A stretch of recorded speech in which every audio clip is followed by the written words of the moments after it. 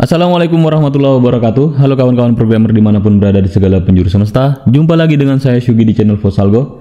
Di video kali ini kita akan belajar tentang notasi sigma. Jadi diberikan soal seperti ini. Buatlah program untuk menghitung operasi sigma.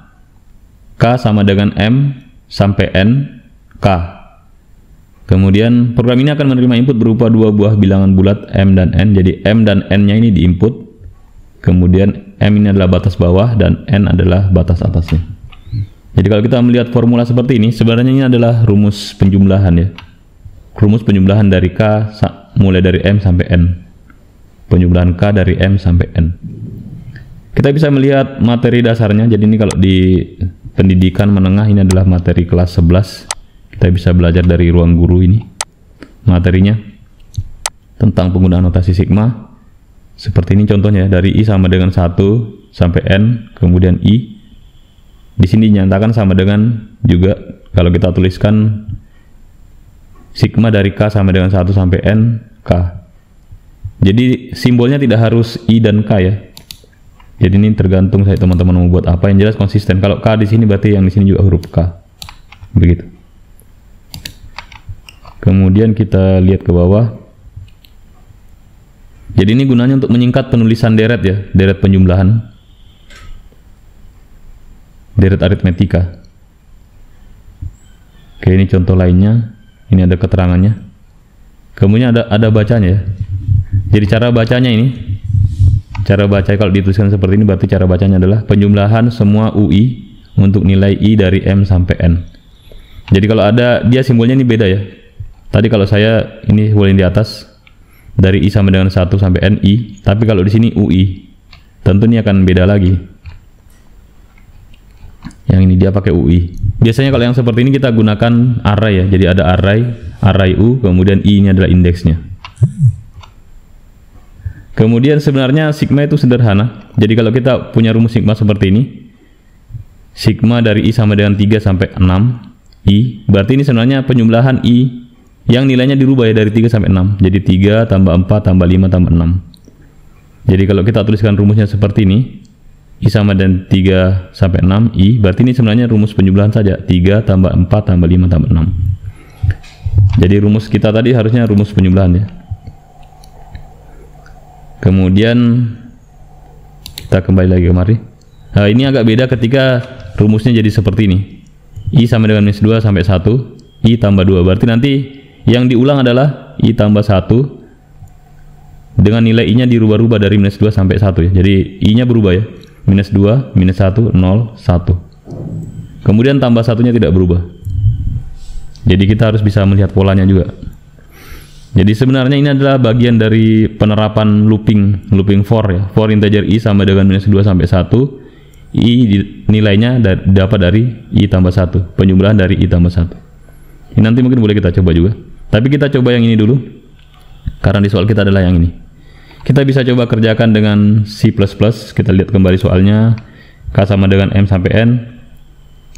K. Di sini yang inputnya ada dua, yaitu M dan N. Jadi kita ke C++ dulu. Kita buat using namespace std di sini. Using namespace std. Kemudian di sini kita buat dua variabel, integer M dan N. Kemudian kita masukkan M-nya, cin M batas bawahnya ya. Kemudian cin juga batas atasnya N. Oke. Kemudian nanti program akan menghitung penjumlahan dari M sampai N ya. Jadi caranya untuk membuat jumlah seperti itu kita harus punya sebuah variabel untuk menyimpan hasil penjumlahan sementaranya ya. Di sini saya buat variabelnya namanya sum. Mula-mula dia nilainya 0. Mula-mula nilainya 0. Kemudian di sini kita masuk ke dalam sigmanya, rumus sigmanya. Jadi rumus sigma yang ini diimplementasikan menggunakan looping for. For integer ya, di sini baru mulai. Dari I sama dengan, atau kita lihat di sini di soal saya pakai apa ya? Pakai K ya. Di soal saya pakai K, berarti kita gunakan juga K. dari K untuk memudahkan ya. Dari K sama dengan M, batas bawahnya adalah M, titik koma. Dan selama K lebih kecil sama dengan N, titik koma, kemudian K plus plus. Seperti ini. Kemudian rumus yang ini, yang K ini, kita tuliskan kembali dengan cara menjumlahkan dengan hasil penjumlahan sebelumnya. Kita jumlahkan dengan hasil penjumlahan sebelumnya. Jadi kita update nilai sum ini. Sum sama dengan sum ditambah K. Seperti ini. Titik koma. Sampai di sini selesai. Jadi masalah kita sebenarnya sudah selesai di sini. Sampai di sini sudah selesai. Hanya dengan menambahkan ini, rumus sum sama dengan sum tambah K. Yang mula-mula sum ini nilainya 0 ya. Kemudian di sini kita tampilkan hasilnya, cout. Hasilnya adalah sum. Hasilnya adalah nilai dari variabel sum ini. Kita tambahkan endl untuk menambahkan titik koma. Oke, saya hapus yang ini. Ya, ini coding kita untuk menerapkan ini tadi. Soal sigma dari K sama dengan M sampai NK. Oke, kita belum run ini. Coba kita run dulu. Misalnya kita ambil soal yang di sini ya, dari 3 sampai 6. Dari 3 sampai 6. Mungkin ini ada yang salah oh ini titik komanya tidak ada ya. Enggak apa-apa, enggak usah panik kalau ada seperti ini. Coba kita run lagi. Saya mau perlihatkan juga kalau ada error sebenarnya bisa dibaca ya, kalau error seperti itu tadi. Ketika saya run begini kan ada error. Ini compilernya menunjukkan ini ada baris 11, katanya ini ada panahnya juga. Salahnya di sini bang, katanya. Tapi belum tentu juga salah di situ ya. Kemungkinan ada sesuatu yang bermasalah di atasnya. Karena dia bilang langsung salah di for-nya. Ini kan keyword, masa salah keywordnya? Berarti ada yang di atasnya ya. Jadi di sini kita gunakan intuisi atau programmer insting untuk mencari solusinya. Coba kita run sekarang. Dari I sama dengan 3. K dengan I sama saja ya. Dari I sama dengan 3 sampai 6. Berarti kita masukkan dulu 3, enter 6. 6.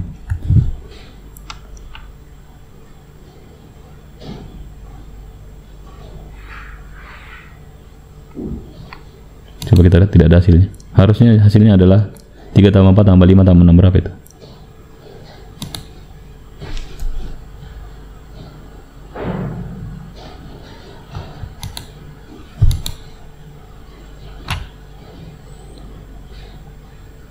Coba kita run. Oh, dia masih loading ya. Komputer saya loading ternyata.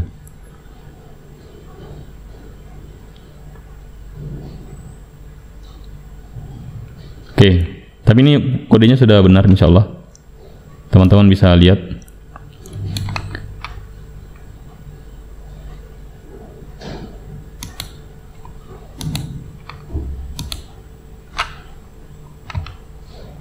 Jadi dari K sama dengan M, kemudian batas atasnya adalah N. Ini bisa saya kasih komentar, ini adalah batas bawah, kemudian ini batas atas. Oke, kodenya seperti ini. Kemudian sambil saya tunggu internet saya ternyata bermasalah, saya coba pakai Java ya. Saya buat project baru di sini, new project. Ini sudah project ke 13. Saya beri nama di sini CP013 014 ya, bukan 13, 14. Finish. Kemudian saya buat sebuah package, atau tidak perlu package juga tidak apa-apa ya. Langsung di sini saja saya buat kelas. Di source package-nya saya buat kelas new Java class. Saya beri nama kelasnya main.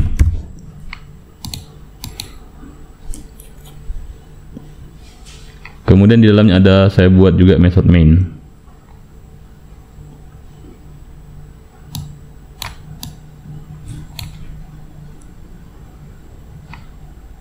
Saya buat method main dulu. ps vm tab saya perbesar. Kemudian saya format.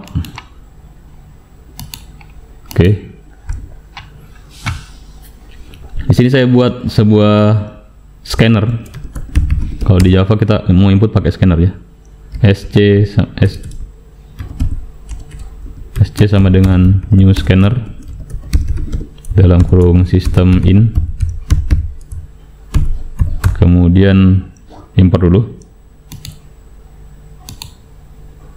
Kemudian di sini ada integer m batas bawahnya sama dengan sc next in.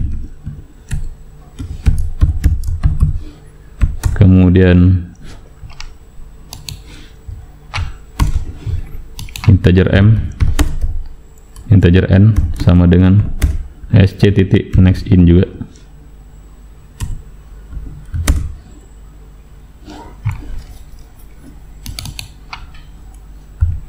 Kemudian di sini saya buat variabel sum, saya buat variabel yang sama, integer sum. Mula-mula saya beri nilai 0 ya. Kemudian saya bikin for lagi untuk mengimplementasikan sigmanya. For integer k sama dengan m titik koma k lebih kecil dari n, lebih kecil sama dengan ya, k lebih kecil sama dengan n. Karena kalau dia tidak ada sama dengannya di sini nanti nilai n tidak digunakan. Jadi dari m sampai n harus ada sama dengannya di sini. Kemudian k++. Tapi untuk buat for tidak selalu harus ada ininya ya. Bisa saja begini. Cuma dalam kasus kita pembuatan sigma harus pakai ini. Kemudian di sini kita buat sum sama dengan sum ditambah k titik koma. Kemudian di sini kita cetak k-nya, sum-nya maksud saya, seperti ini. Oke, kita lihat kode kita yang di C++ seperti ini sama. Masih loading ternyata. Tidak apa-apa, teman-teman bisa lihat saya kodenya nanti baru dijalankan di komputer masing-masing. Ini yang di Java. Coba kita run file.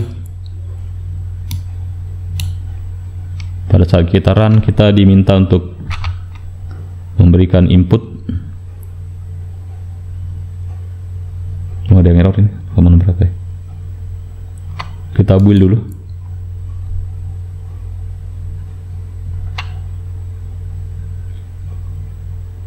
Baru kita run. Oke, kita diminta untuk memberikan input. Misalnya tadi sesuai di soal ada 3, enter, m-nya 3, n-nya 6, enter. Jawabannya adalah 18. Jadi 3 tambah 4 tambah 5 tambah 6 itu jawabannya 18. Seperti itu, cukup sederhana. Ini kodenya kalau di Java. Kemudian ini di C++. Kemudian kalau di Python kita coba tulis saja meskipun nanti tidak jalan. Di Python kita buat dulu inputnya. Jadi di Python itu cukup mudah dan sederhana. Kalau kita mau input variabel m berarti cukup ini saja. M sama dengan integer input begini. Kemudian n juga, n sama dengan integer input seperti ini. Kemudian kita buat variabel sum yang mula-mula nilainya adalah 0. Kemudian di sini kita buat for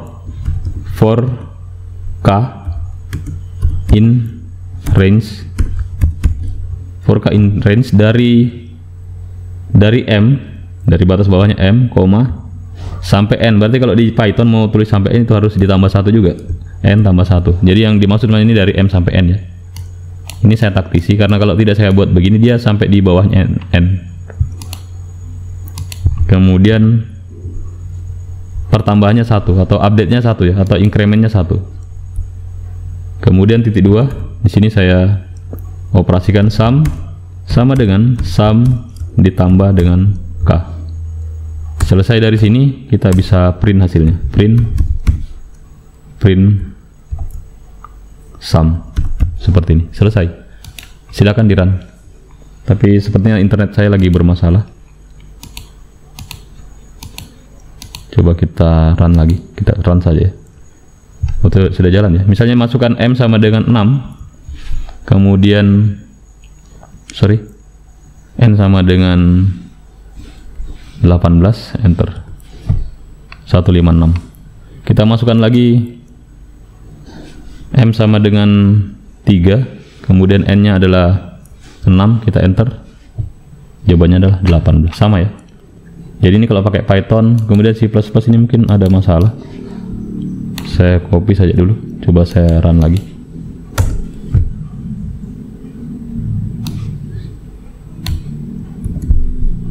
Coba saya run. Oke, saya masukkan di sini 3, enter, 6, enter. Jawabannya adalah 18. Jadi cukup sederhana. Ini kalau pakai C++ nya teman-teman bisa lihat. Terus kalau kita pakai Python yang ini jawabannya. Terus kalau kita pakai Java yang ini. Untuk kodenya insya Allah akan saya share di bagian deskripsi ya, atau saya share lewat GitHub.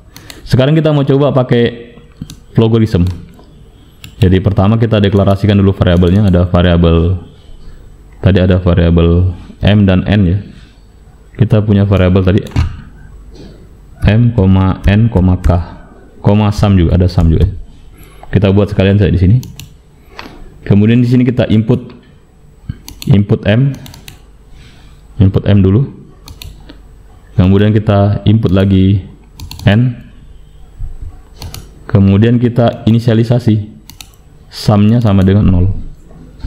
Sum mula-mula nilainya adalah 0. Kemudian kita buat looping for. Ya, for k dari m sampai n. Jadi cukup mudah di sini ya. Untuk k dari m sampai n, pertambahannya 1 di sini, stepnya 1. Di sini kita tambahkan operasinya. Sum sama dengan sum sebelumnya ditambah dengan k. Oke, cukup sederhana. Kemudian kita coba output sum. Setelah selesai kita tulis sumnya lagi, output kan. Jadi kan dia output ya. Seperti ini. Saya scroll lagi pelan-pelan. Jadi bikin flowchart ini membantu teman-teman untuk punya alur berpikir algoritmik ya. Karena kalau teman-teman sudah menguasai alur berpikir algoritmiknya, menguasai logikanya, sangat mudah untuk pindah-pindah bahasa pemrograman. Coba saya run dulu ini. Ya, kita masukkan dulu nilai 3, enter. Masukkan nilai 6. Harusnya setelah saya enter ini jawabannya adalah 18 ya. Kalau saya enter dia jadinya 18 muncul. 18. Oke, cukup sederhana dan saya kira ini mudah untuk dipahami. Berikutnya tentang source code-nya. Di sini ada source code yang bisa kita lihat untuk pembanding. Kita bisa lihat source code-nya. Kalau JavaScript dia kodenya kayak gini. Kemudian ada C++ seperti yang kita buat tadi, seperti ini kodenya.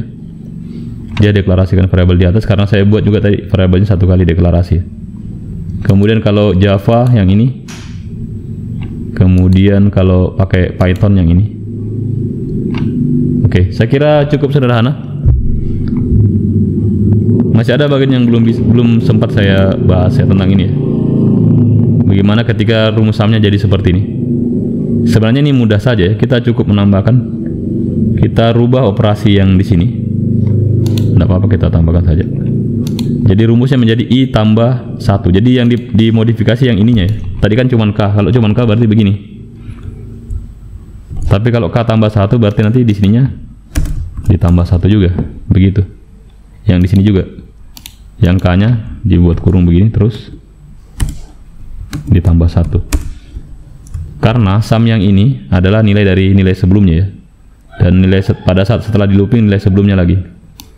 Jadi dia yang dimodifikasi di bagian sininya. Kalau rumusnya jadi begini, ya dimodifikasi adalah di sininya. Begitu juga di sini. Di Java juga begitu, yang dimodifikasi di bagian ininya. K tambah 1. Oke. Saya kira demikian. Sebenarnya ini ada penerapannya lagi di array ya. Jadi untuk menambahkan jumlah elemen-elemen yang ada di dalam array atau larik. Kalau teman-teman punya pertanyaan dan saran boleh dituliskan di kolom komentar. Jangan lupa like, share, and subscribe jika video tutorial ini bermanfaat. Mohon maaf atas segala kekurangan. Insya Allah kita akan jumpa lagi di video tutorial berikutnya. Terima kasih. Wassalamualaikum warahmatullahi wabarakatuh.